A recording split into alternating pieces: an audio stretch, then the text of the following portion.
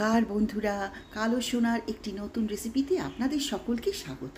আজকে দেখাবো করে কচু পাতা বাটা বা কচু পাতার ভর্তা। আপনারা ভাবছেন কচু ঘেঁচু আবার একটা খাবার জিনিস নাকি?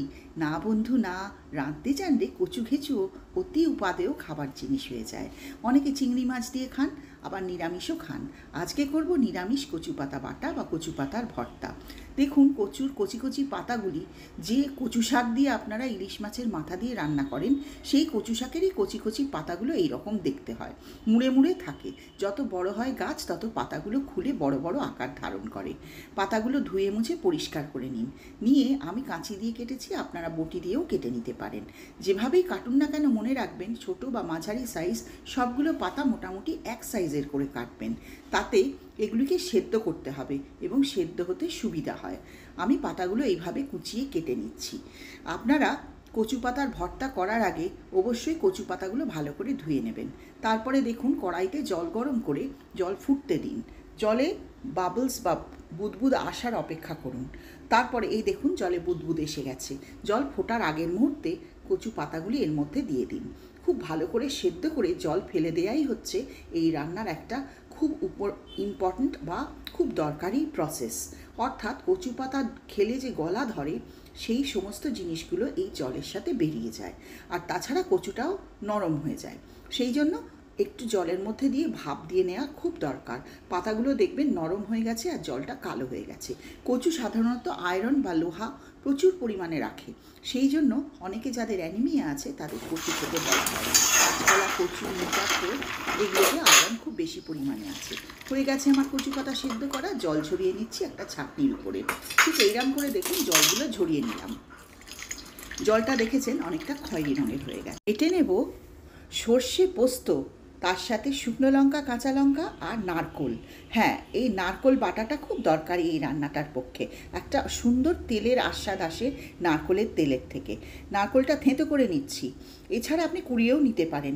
তার সাথে দেখুন খানিকটা তেল নিয়ে নেব। তেলের মধ্যে শুকনো লঙ্কা ফোড়ন দিচ্ছি। মশলাটা বেটে আলাদা করে রেখে দেবেন। মশলায় কিন্তু সর্ষে আর পোস্ত সমপরিমাণে দেবেন। আমি কালো সর্ষে, সাদা সর্ষে মিশিয়ে নিয়েছি। আপনি যে কোনোটা নিতে পারেন, কালো বা সাদা। শুকনো লঙ্কাটা এই জন্যে ব্যবহার করছি, সাধারণত রান্নায় আমি ব্যবহার করি না, কিন্তু কচুর ক্ষেত্রে শুকনো লঙ্কাটা ফোড়নে না দিলেই নয়। সেই জন্য শুধু ফোড়নে আমি শুকনো লঙ্কা ব্যবহার করেছি। আমার সমস্ত রান্না খুব কম তেল মশলায় এবং মশলা প্রায় নেই বললেই চলে। দিয়ে দিচ্ছি নারকোল, পোস্ত, সর্ষে বাটাটা।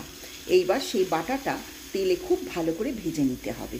আমার এইরকম কম তেল মশলায় রান্না আরও দেখার জন্য আমার কালো সোনা চ্যানেলে সাবস্ক্রাইব করুন। নতুন বন্ধুরা লাইক, শেয়ার, কমেন্ট করে আমাকে উৎসাহ দেবেন।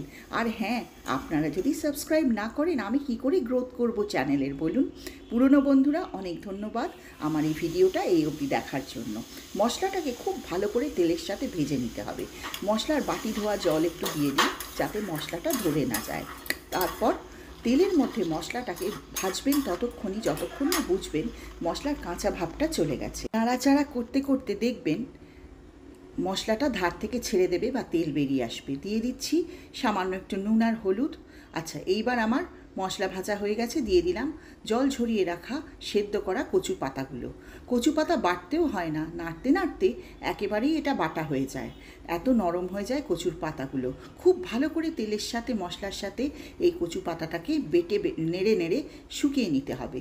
দেখুন এখনও কচু পাতার মধ্যে কিছুটা জলীয় ভাব রয়েছে। খুব ধীরে ধীরে কম আগুনে ঢাকা দিয়ে অল্প আঁচে অনেকক্ষণ ধরে এই কষ্টটা আপনাকে করতে হবে। রান্নাটা যেমন খেতে সুন্দর, যেমন কোনো উপকরণ খুব একটা বেশি নেই, তেমন রাঁধতে একটুখানি ধৈর্য লাগে। দেখুন আমি কিন্তু ধীরে ধীরে মশলাটাকে শুকিয়ে নিয়েছি। কচু পাতার সাথে মশলাটা মিশে গিয়ে অনেকটা বাটার মতন দেখতে হচ্ছে। আর হ্যাঁ, সামান্য একটু চিনি দিয়ে দিন। কচুতে চিনি দিলে রান্নাটা বেশ খেতে সুন্দর লাগে। আবার নাড়িয়ে চাড়িয়ে নিচ্ছি। হয়ে গেছে আমার কচু পাতার ভর্তা বা কচু পাতা বাটা। আপনি যে বেটেও নিতে পারেন, বেটে নিয়ে তেলে দিতে পারেন, আবার না বেটে এইভাবেও করতে পারেন। তাতে বাটার কষ্টটা বা পরিশ্রমটা আপনার লাগবে না। আমার ভর্তা রান্না হয়ে গেছে। ভর্তাটা এবার তুলে নেব আলাদা একটা পাত্রে সুন্দর দেখে, যাতে খাবার সময় পরিবেশন করতে পারি। নতুন বন্ধুরা আপনাদের সাবস্ক্রাইব করার অনুরোধ আবার রইল। আর আমার রেসিপিটা যদি ভালো লাগে অন্য রেসিপিগুলোও দেখার অনুরোধ রইল। পুরনো বন্ধুরা অনেক ধন্যবাদ শেষ অবধি দেখার জন্য ধৈর্য ধরে। আর আমার রেসিপিগুলো আপনারা এইভাবেই দেখতে থাকুন।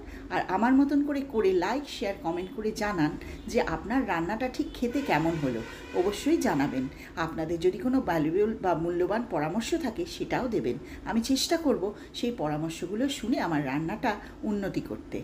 যাই হোক, আমার রান্না শেষ হয়ে গেছে। এবার গরম গরম সাদা ভাতের সাথে কচু পাতা বাটা বা কচু পাতার ভর্তা খাবেন। রেস্টুরেন্টে গিয়ে অনেক টাকা দিয়ে খেয়েছেন, ঘরে করে একবার দেখুন না। এরপর আর একদিন চিংড়ি মাছ দিয়ে কচু পাতা বাটা করে আপনাদের দেখাবো। অনেক ধন্যবাদ।